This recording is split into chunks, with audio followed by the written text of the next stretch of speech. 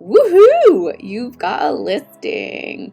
We talk a lot about market value and CMAs, but we rarely talk about positioning. So today we'll get into how to position your listing for maximum success.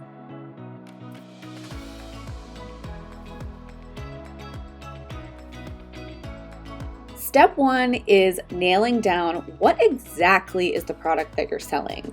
So this is beyond just, is it a condo? Is it a townhouse? Is it a single family? You really want to dive into who is the likely buyer of this property, as well as the pros and cons of the property. So through a buyer's eyes, are they going to be excited about the floor plan? Are they pumped about the upgrades? Or are they going to be super sad that the bedrooms are tiny and it's kind of dark? So you need to put yourself in your buyer's shoes and really think hard about how you can maximize the pros of whatever the property is. And the easiest way to do that is through staging and overcoming any objections prior to them becoming objections. So you want to really take a deep, hard look at the property and try to make it look as good as possible and appeal to whoever your target buyer is. The second step to positioning for success is looking beyond solds. So it's really common to, when you're doing your CMA, to go look at what is sold recently in the past 3 to 6 months. Now, what you should really be doing is not only looking at those sold properties, you should also be looking at what's under contract and also what's active, and how does your listing fall within all three of those categories: the actives, under contracts, and solds. This is going to give you such good information. So what are the average days on market for the active properties, as well as the under contract properties and the sold properties?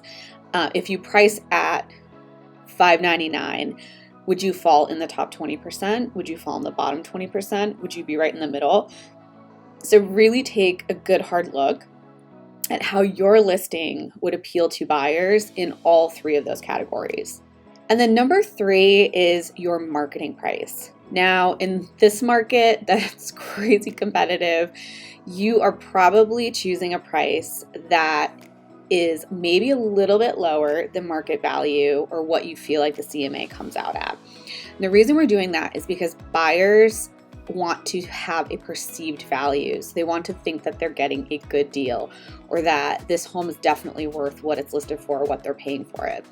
So instead of thinking of something as a listed price or a list price that is what the price is that it will sell for, you want to think of marketing price.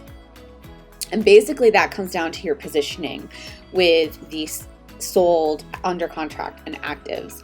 So when you enter the market, how are you going to enter the market? Take a look at this diagram.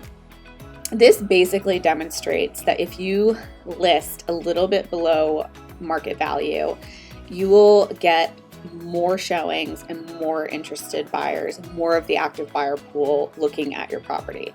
So this is something that we show to our clients when we're talking to them about pricing their property, is that it's better to go in a little bit below market value than to go in a little bit above, because you're going to capture the most amount of interested buyers that are out there in the pool. So there you have it, 3 ways that you can think about positioning your listing for success.